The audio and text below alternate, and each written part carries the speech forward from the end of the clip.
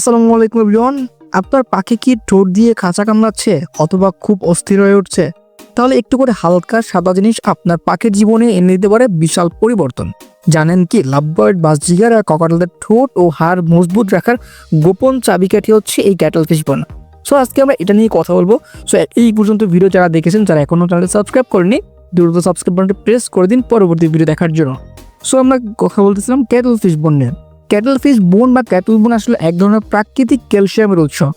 এই হালকা সাদা বোন পাখিরা ঠোঁট দিয়ে চিবিয়ে খায়, যার ফলে ঠোঁট শেপে থাকে, ওভার গ্রোথ হয় না এবং প্রয়োজনীয় মিনারেল পায়।